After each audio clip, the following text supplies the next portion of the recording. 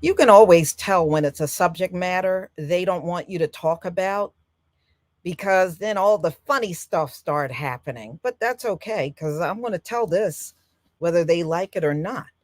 So before I get started,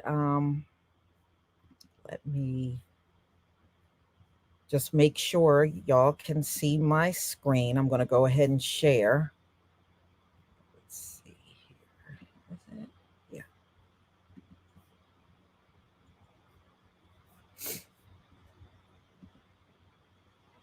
Okay. Please give me a one if you can see the screen.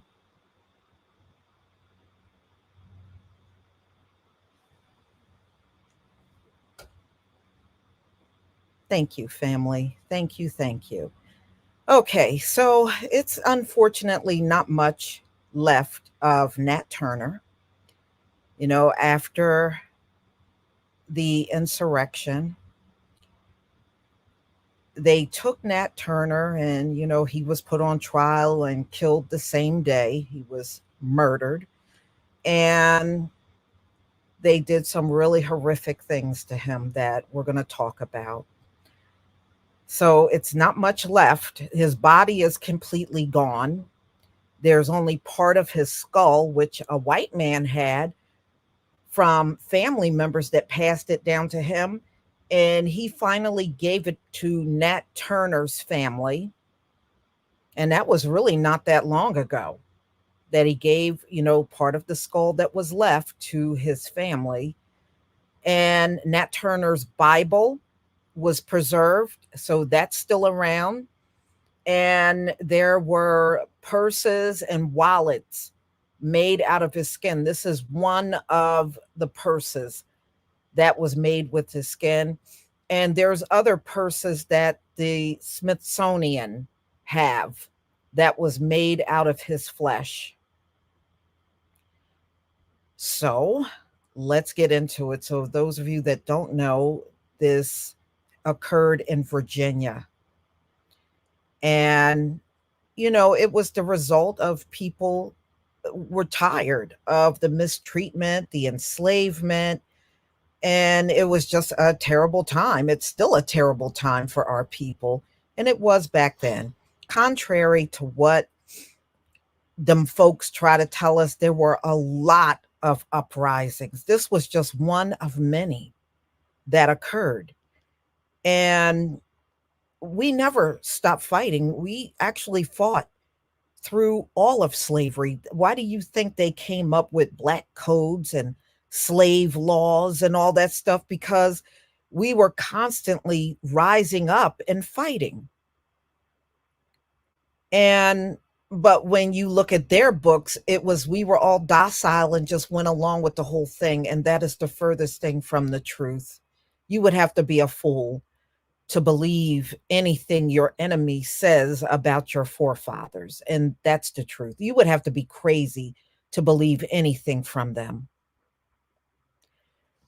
So this is the final day, which is the leap day of the month for what they have called Black History Month. So let's get into it. So let's talk about what happened. Postmortem of what happened to Nat Turner. Nat Turner was part of an uprising. And during that uprising, there were people killed, and that always happens. So for a long time, we didn't always have good information about what happened to Nat Turner. And Nat Turner is the far from the only one that they took human flesh off of slaves and made purses and wallets and belts and shoes and all kinds of things that they would do with the skin. And, these things are kept silent, just like other things are kept silent, like they consumed our people as well. They ate them. And that's what they did to Nat Turner. There is no body because whatever they didn't make out of wallets and purses, and they made oils out of his skin. They made grease out of it and sold the grease. There was, and this was a couple of years back, I came across an obituary of a white man in Virginia. Do you know in his obituary, he put that he had part of Nat Turner's skin, and he was real proud of this. So proud of it that it went in his obituary. Now that is sick. You're dying and that's what you want in your obituary, that you had part of Nat Turner's skin? But that's what he did, and I came across that a couple of years back. I'm sure you probably can go online and find it. I'm sure it's still there. I found it online, and I found it during a time when I was doing my family tree. I came across that obituary. So anyway, let's get into it. It this not all it's not gonna be the most pleasant thing you've ever heard, and I'm sure you already know that. You anticipate it. So, Nat Turner was enslaved, and he led a rebellion on August 21st, 1831. So it triggered a lot of legislation, and I mean, people were scared to death when this all happened. So, some people were getting their education. Some of our forefathers were getting their education, and that abruptly stopped during this uprising. It scared the daylights out of them. So, somewhere around 55 to 65 people were killed by the rebels, and they're estimating 51 white people were killed. The rebellion was quickly put down around August 23rd at Belmont Plantation, but Turner, on the other hand, stayed in hiding for more than 2 months. In the meantime, a lot of the ones that took part in the rebellion, they were killed. They killed a lot of the people that participated in the mob. So they're saying it was a total of 120 enslaved people and freed Black people that were part of this rebellion. 56 Black people were killed by the colony of Virginia who participated in the revolt. Nat Turner and countless Black people who did not, some were not punished. And they said it was a lot of hysteria back then because these people are hysterical now. So there were lots and lots of people that were hysterical. So there were many people, y'all, that got killed that weren't even part of the insurrection because that's how hysterical these people became. They just started grabbing folks and killing them, and many of them didn't even have anything to do with it. But when do they ever make logical sense even to this day? They don't. So, one thing about Nat Turner that probably stood out during those times, there were a lot of our forefathers, not any fault of their own, but they were illiterate. He was literate and he was pretty well educated for a man of those times. Now, Nat Turner was a slave, but he was also a preacher back then. So that's why he had his Bible, and you see his Bible. His Bible did survive. It's at the Smithsonian. So the state governments created new legislation limiting enslaved people's education, restricting free Black people assembly rights. If two or more came together, some white person had to show up like we need to be watched by them. Really? So anyway, other civil rights, and they were forcing white pastors to be present at all worship sessions. So our people couldn't even worship on their own. It had to be some white person there watching over. You know how they are. They always think we're going to plan something up. Do you know they got the nerve to even think we're going to do that online?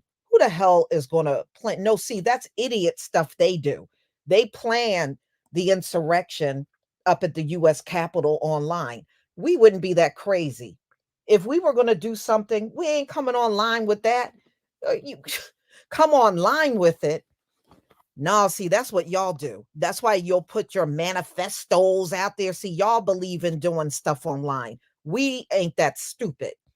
Even if we wanted to plan something, we ain't coming online with it. You must be out of your mind. We're not that stupid. So, anyway,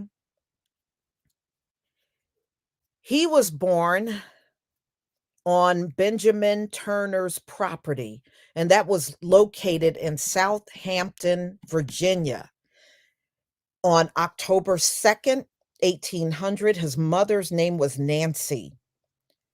His father was not known.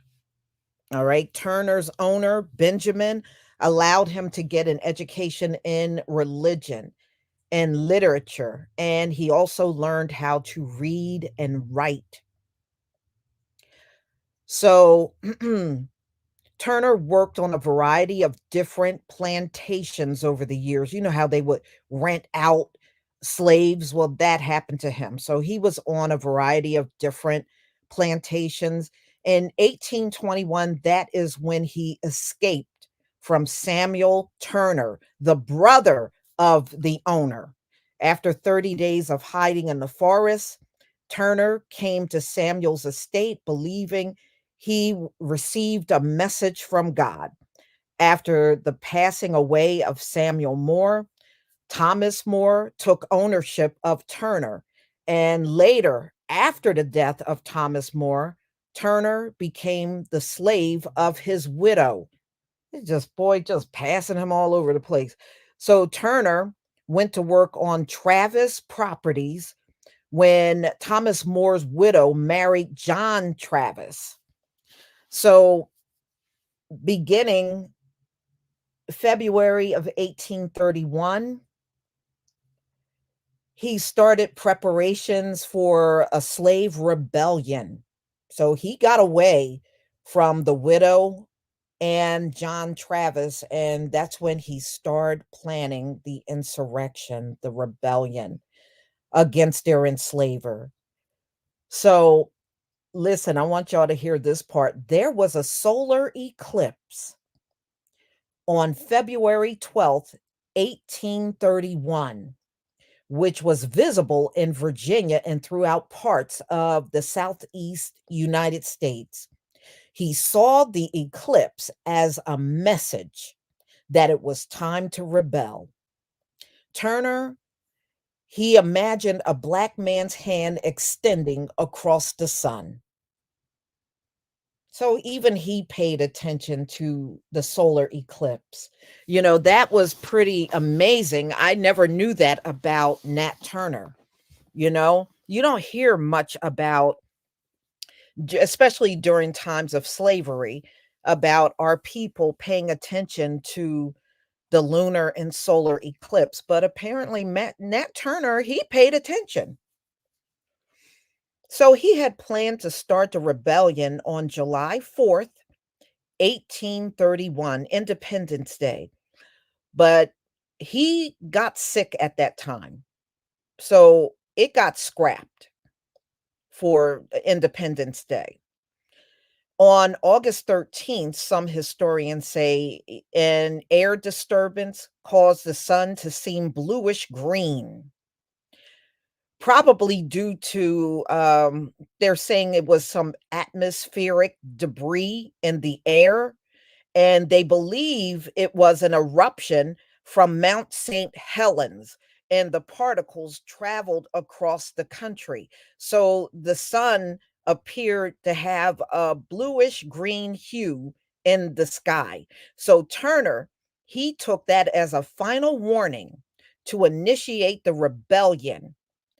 And that was on August 21st. 6 fellow slaves, along with Turner, they started, and these were all fellow slaves, and a few free black men also joined. So they had a total of more than 70 enslaved and free black people that were part of the insurrection. During the violent spree, they took arms and horses from those they killed. So every time they would kill these white people, they would take whatever weapons they had, and their horses. They went door to door, freeing enslaved Africans and killing many white individuals they met. According to the report, the death toll of the rebellion, they're just saying around 55 white men, women, and children, but that's an estimate. It could have easily have been more than that, y'all. It could have easily been more. Okay. So that's how they did it. They went house to house, y'all. They went house to house. So, of course, we know how it ends. Eventually, Nat Turner was tracked down by a white militia and he was caught and, he was put on trial. And that was in October 30th, 1831. He was represented by an attorney, Thomas R. Gray, who documented Turner's statement during his persecution. Turner pled not guilty, thinking his rebellion was an act of God. On November 11th, 1831, he was convicted and sentenced to death. And I want y'all to listen to this place. He was convicted to death and sentenced in Jerusalem, Virginia. Jerusalem, Virginia. Many of his conspirators had perished in the same way. So Turner was actually still alive, y'all, when he was skinned. He was still alive. They skinned him alive. After they got finished and, he was executed, his body was chopped up and cooked. His bones were divided. The fat from his body was used to manufacture soap. Lamp covers, pocketbooks were manufactured from his skin. So they believed his death. What they wanted was people to be warned not to try to rebel again. So Nat Turner's headless bones were buried, and they didn't bury it. They said they buried it, but they never did, because the man that had his skull had it on a bookshelf at his house. And whatever was left was consumed. And they also took part of his skin and made grease out of it and sold the grease. Um, and it sold just like the purses and wallets and lamp covers and everything sold, you know. So his skull, the former mayor of Gary, Indiana, Richard G. Hatcher, wanted to establish a library of civil rights museum, for which he was handed over a skull in 2002 that belonged to Nat Turner. And that's what you see. You don't even see his bottom jaw. You just see really just a part of his skull. It's not even the full skull. Hatcher gave the skull to two of Turner's relatives in 2016. Since it was still uncertain, they were talking about his body, but I think most people knew his body was gone. They were never going to retrieve a body at that point. So Nat Turner's family, and I don't know why they did this. To me, you know what I would have done? I would have buried it. I would have, even if you couldn't do nothing else, I would never want them to get their hands on Nat Turner's skull. But unfortunately, his family gave the skull to the Smithsonian Institute for DNA testing to confirm that it was indeed Nat Turner. However, the family does not intend to keep the skull and wishes to bury it. And I think they should have done it. The hell with the Smithsonian and DNA testing. I would have buried it if that was me. Okay. So, furthermore, in order to scare the local enslaved people, some of the militia were decapitated and stalked roughly 15 captured militias. And so what they would do, they cut their heads off and they would move the heads around to different locations where our forefathers were to scare them into not doing it, not doing another rebellion again. That is disgusting, but the white mob then turned on blacks who had not taken part in the rebellion as a fear spread across the white population. Yes. And see, that's another thing. They never tell you that many innocent black men, women, and children that had nothing to do with the insurrection, many of them were killed. Many of them were killed. Now, you may think, well, you could probably look this up too. A lot of times, if you read The Delectable Human, y'all read The Delectable Human, right? It's really disgusting. So anyway, what they would do is take black men primarily, and they would take your body and make it into sausages, and it was called cannibal sauces. It's cannibal sausage. And it was not unusual for them to grill and eat the body. Yeah, these people are sick. They are sick, for real. So, let me just go on. So these participants, like I said, they would, cut their heads off and put the heads where they could be seen on stakes, especially to scare the black population of those times so that they would never rise up again. They were always in fear. That's why they killed so many people that had nothing to do with it. So they're estimating that white mobs killed between 2 to 300 enslaved people that had no relation to the rebellion. They were just killing people left and right, which is ridiculous. So, the following rebellion, the Virginia state legislature abolished slavery, but ultimately voted to strengthen rules restricting slave freedoms in hopes to avoid new rebellions. Several slaves were executed in adjacent North Carolina after being wrongly suspected of being involved in Turner's rebellion. So they were just walking up to random people and just killing them for no reason. As rumors spread that blacks in North Carolina were planning their own rebellion, white mobs killed many enslaved men, while other enslaved were captured, convicted, and many were killed. In North Carolina, like Virginia, proposed laws that further restricted the rights of both free and enslaved blacks.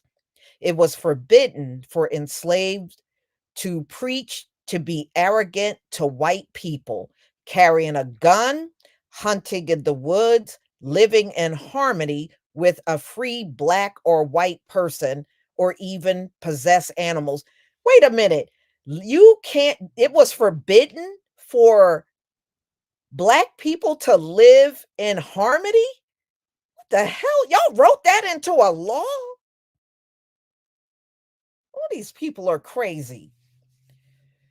These new laws also prohibited whites from teaching enslaved people to read, but our people could read all throughout slavery, y'all. They could. When I did my family tree, my great great great grandfather on my dad's side, he was born in the 1700s and he was listed in the census as literate. Okay, and he was born in the 1700s, which tells you that our people could read. Not all of them, but there were always some that could read all throughout slavery. And that's the truth. Almost 2 centuries have passed since the time of Turner. Historian, academics, and papers have all painted him differently. Some call him a hero, some calling him a religious fanatic, and some even calling him a villain. However, Turner, as an African American fighting against racial injustice, became the symbol of the 1960s Black Power movement. Many criticized Turner's men and women and children indiscriminately in order to obtain this goal.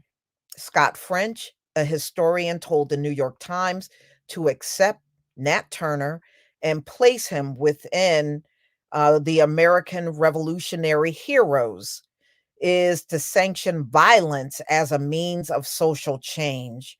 Well, we have the right to see Nat Turner any way we see fit. And the bottom line is, I believe his story needs to be told because it makes everything to me more realistic than anything that we were taught in school. School always gives you the feather light version of everything.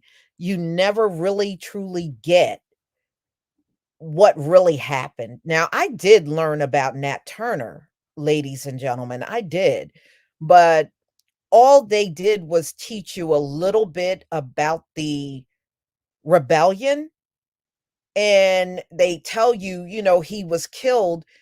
They always made it seem like he was hung and that was it. That's how it was taught to me in school. But all the other details of what happened to him, I learned that years into my adulthood. I learned it in my adulthood. And I understand why he did it. If you are a slave day in and day out, somewhere along the line, you're going to get sick of that. And these folks did slavery in such an evil, heinous way. It is probably the worst slavery in the history of this earth occurred among our people. And I don't blame any of them for trying to fight their way out of it. I don't blame any of it. I really truly don't.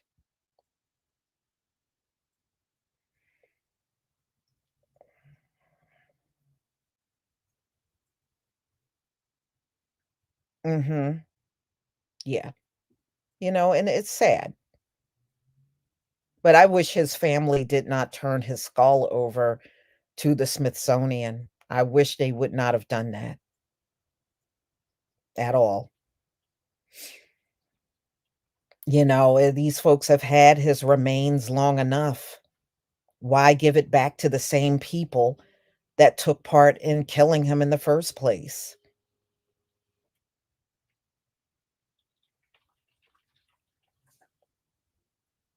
Mhm. Well, he really had no chance of winning being that we're under the curses. I think if things were different, he might have had the upper hand, and he did for a little while. He did wipe quite a few of them out, but it just wasn't our time to, freedom. We're getting closer to it now because we are in those final days.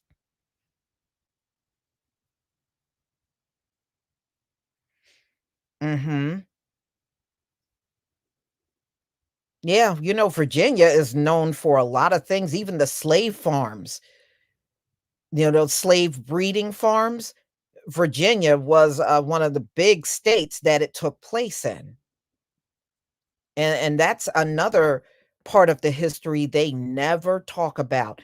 Whenever they talk about slavery, they always try to limit it to just some plantations, and that is absolutely not the truth at all. It went way, way past a plantation.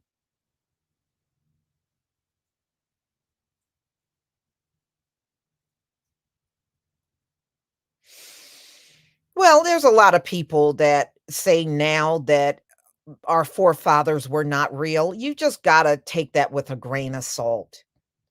You gotta take it with a grain of salt, y'all. You'll next thing you know, you'll have these same people telling you slavery is not real, it never happened. I mean, I guess that's the next step, but don't give it any thought. You got people around, you're gonna always have race deniers and people denying the history and the existence of people. Just take it with a grain of salt. Lisa Parker, thank you for the super chat. Thank you for being our true queen, Lisa.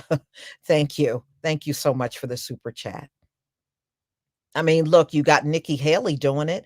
You're going to always have people denying parts of our history. It's just that comes with the territory, y'all.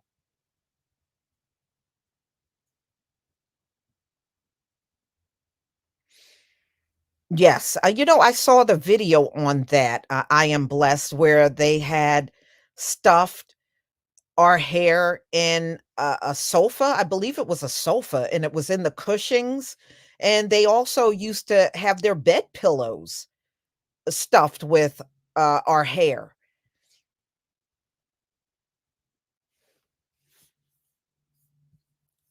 Okay, Thaddeus Peterson, thank you so much for the super chat. I strongly believe that they kept skulls to work sorcery against the mind. They probably thought the grease would give them powers too. Yeah, well, I mean, I wouldn't doubt it from one moment. I even saw a couple of years back, I don't know if y'all saw it, I saw a pair of shoes that they had made out of the skin of slaves. And they said it was probably the softest leather shoes that they ever felt. And it was made out of the flesh of slaves. And I've seen those shoes. For a long time, the picture of the shoes were online. Yeah, these people, they still got that stuff. They still got it.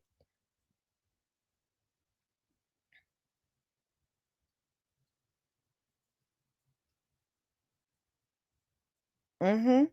Well, that's why dark mankind, we should see a lot, being that there were a few million that were enslaved. We should see slave cemeteries everywhere, but they have built on top of them. Some of them got blown up, and a lot of, everywhere you look around you, parking lots, buildings, they just built on top of them. Or the highway, I-95, all of I-95, there were black towns up and down in that area, and now you got the highway.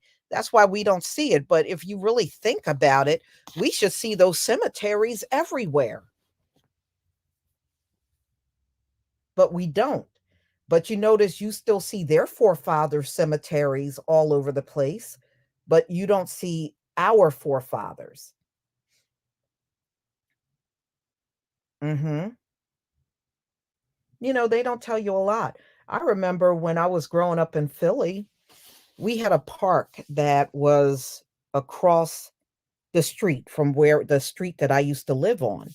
Do you know we would go in that park and we would find muskets, pieces of buttons, and they would be old looking buttons, and we would find sometimes bullet casings on the ground, but you could tell everything was real old. And it wasn't until many years later I found out part of the Revolutionary War was fought in the neighborhood I grew up in. But at that time when I was a child, I did not know that. But that Southwest Philadelphia area I grew up in, part of the Revolutionary War was fought there. And we would find like pieces of clothing, and I'm sure that was soldier uniform. And sometimes you would find a part of a musket. We found all that stuff. But ever since then, that park is no longer a park, and they paved over it and they put apartment complex up in that spot. So it's not there anymore, but that's what was there when I was a little kid. Thank you, Lisa, for always teaching me something new. Oh, well, you're welcome. Thank you, Kayamo A. I hope I'm saying it right. Thank you for the super chat. So you would be surprised. especially if you live in an older kind of neighborhood in places like New York and Philly and even Delaware, you'd be surprised. That's probably you're probably in a location where that war was fought. But like I said, I did not know until I was much older, and we saw a map of where the Revolutionary War was fought, and it was fought right through the neighborhood I grew up in.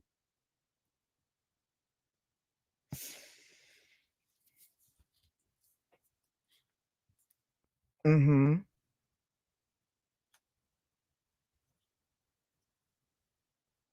Thank you, Lisa Parker, for the super chat. Thank you for being a great teacher to us all. Thank you. Thank you for the super chat.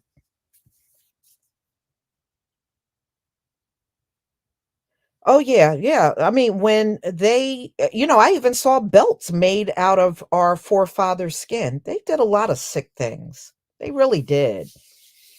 The Delectable Negro by Vince Woodard. Yes.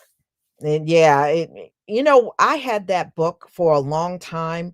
Do you know it took a while for me to even get partway through? It is sick. It is sick. If you if you got the stomach to read that book, that what they did in cooking and eating our people, it was sick. Mhm. It is nasty what they did.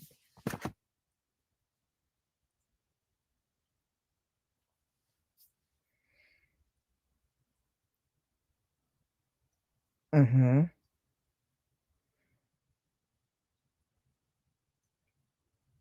Yeah. You know, I mean, that's why when we talk about reparations, it is so much that happened beyond that. It is sick. The things that even happened after slavery, and they just would not leave our people alone. That's why every time they would establish a town, and a lot of business owners became millionaires. A lot of our forefathers became millionaires, and they were prosperous towns that we no longer see. And they would bulldoze down the towns. The white mobs would show up, and a lot of times they didn't burn everything down, but they would run the people out, take their homes, take their any type of livestock, farms. If they had bank accounts, they would steal the bank accounts, steal businesses. And y'all, look at some of these businesses that these folks claim they established in their families back in the 1800s and stuff. A lot of those businesses they stole. Their families didn't establish it at all. Our forefathers established it and it got stolen. Oh, this has been in our family since this, and this.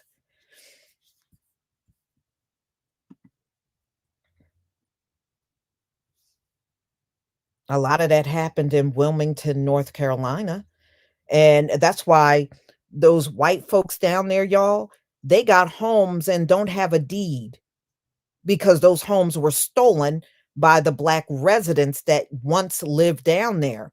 And the descendants, they have been fighting to get everything back. They've been fighting for quite some time to get everything back. But they got homes down there and there is no deed. Whenever you see a situation like that, that means that those were probably black families once in those homes and the homes got stolen.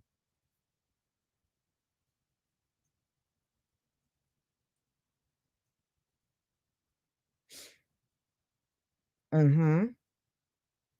And they would just say, "Oh, well, my grandfather or my great-grandfather said he bought this home." Well, then there should be a deed. If he even back then, they gave you a deed to your home. So there's no excuse on why you got a home and there's no traceable deed. And look, okay, it makes sense that you stole it. That's why there's no deed.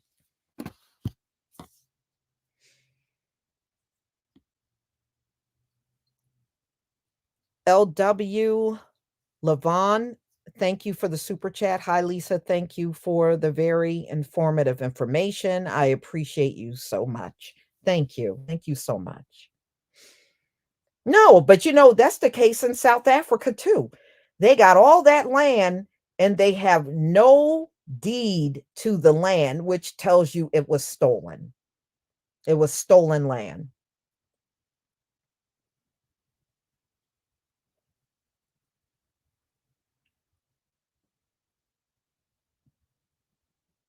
Mhm.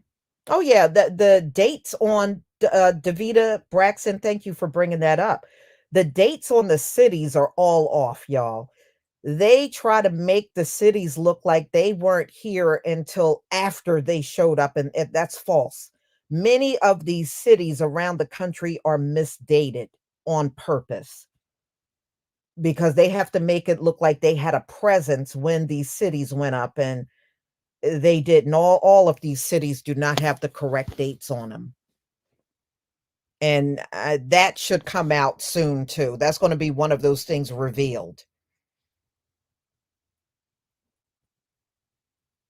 When our people were in the land, they had cities, they had homes, they had businesses, they had all that stuff. The ports, many of the ports are very old because they did trading even back in the 17, 18, even 1600. They were trading. So there were established ports in the country. May, thank you for the super chat. Thank you, Lisa. Thank you.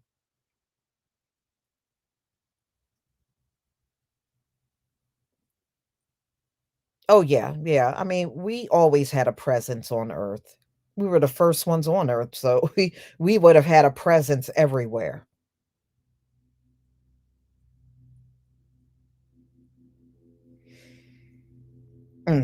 Yeah, well, that's why Miss Ebiel, that's why they're diligently trying to rewrite the history and making it, they're practically making laws, making it forbidden to teach any kind of Black history in schools. They're trying to really do this all over the place in the country where it is not, our history is not allowed to be taught. Or they got some whitewash history that they want your kids to learn. And you should never allow your kids to learn watered down history when they can get the truth.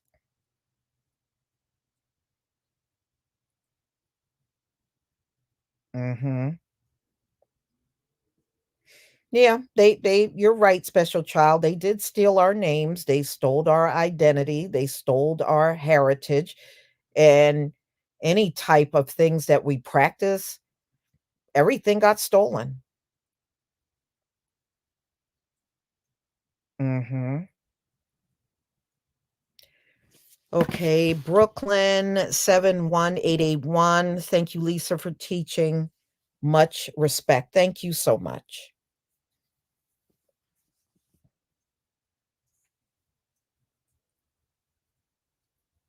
Mhm.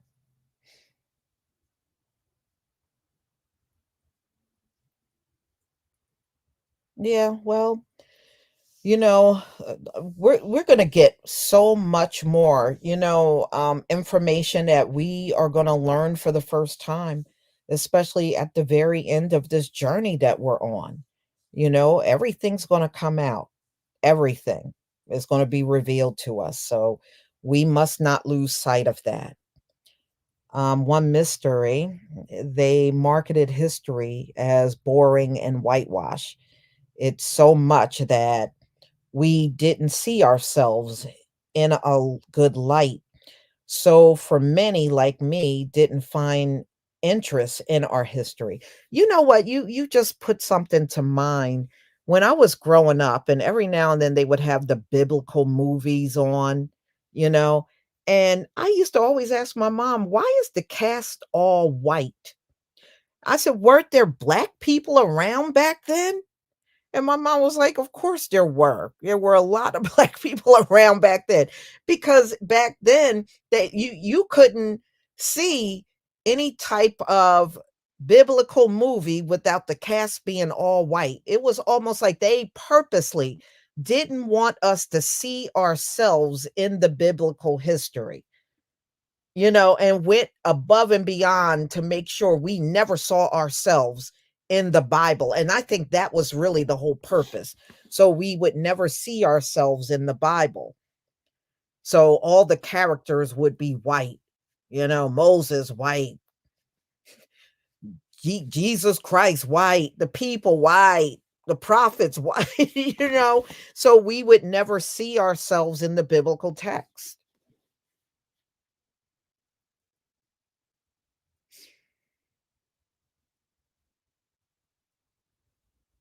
Mhm. No, well, when Beyonce came out with her, movie, when she came out with the movie, do you know not her movie, her country song, do you know there were people making videos online saying they don't believe all the music came from Black people. They find that hard to believe. I was like, "Well, what's so hard to believe? What's so hard to believe?" But yeah, when she came out with that country song, um, Texas Hold'em, they were all over line talking about they find it hard to believe that the music came from Black people. Oh, you do, huh? I guess 100 years from now, you'll say you'll find it hard to believe that most of the NBA were Black men, huh? You'll find that hard to believe too. Please. Please.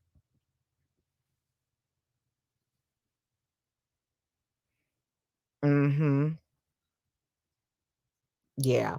But, I mean, these people are a trip. So, y'all, I'm gonna go ahead and conclude. Thank you so much for being here, and we'll definitely come together on another topic real soon. Shalom, family.